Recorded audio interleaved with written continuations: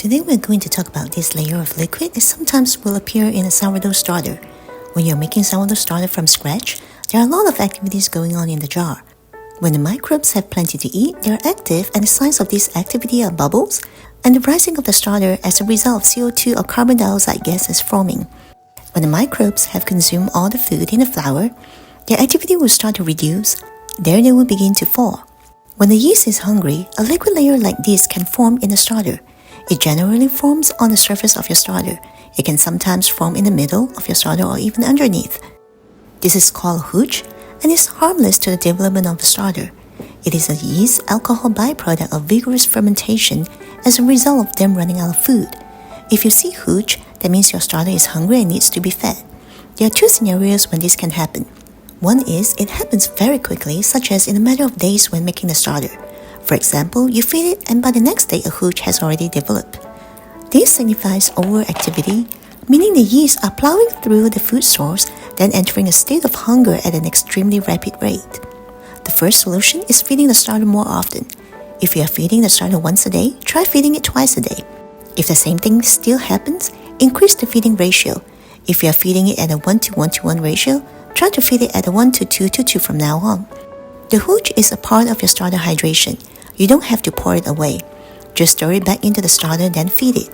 Once you see the pattern of how soon it falls, you want to try to feed it before it falls completely back down. Falling signifies the yeast have run out of food, and a hungry starter is what causes the HOOCH layer. By increasing the feeding frequency or ratio, it should balance out the microbes. The fast HOOCH development should be resolved over a matter of days. If this doesn't work, then the second method is to slow down the yeast activity. Warm temperatures speed up microbe activity, and cool temperatures slow it down. So if your starter consumes the food extremely quickly even when you increase the feeding ratio, then try moving the starter to a cooler location. Or when feeding the starter, try to use cold water instead.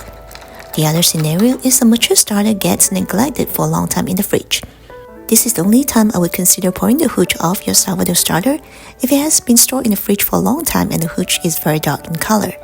In that case, pour away the HOOCH, transfer the starter to a clean jar, and start feeding it again at room temperature.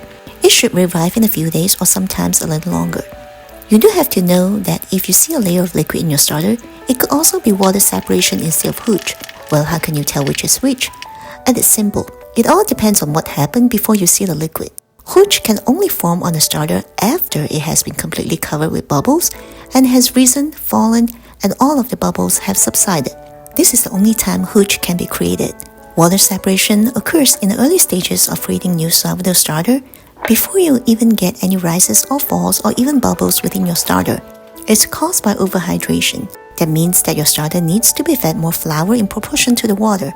You can remedy this by pouring away the water, then stirring in a bit more flour into the starter in the next feeding. If you notice more separation again, fill it a little more flour. Knowing the difference between water separation and HOOCH is very helpful for beginner. It's easy to get stressed and think you're doing something wrong, but rest assured, starters are very resilient and often give us lots of clues on how to help them thrive. This is why when you're developing your starter, use a clean jar and have a habit of scraping down the side after each feeding so you can see what's happening in the jar. I have more videos about everything you need to know about sourdough starter and bread. I'll provide the links to those videos in the description below. Thanks so much for watching.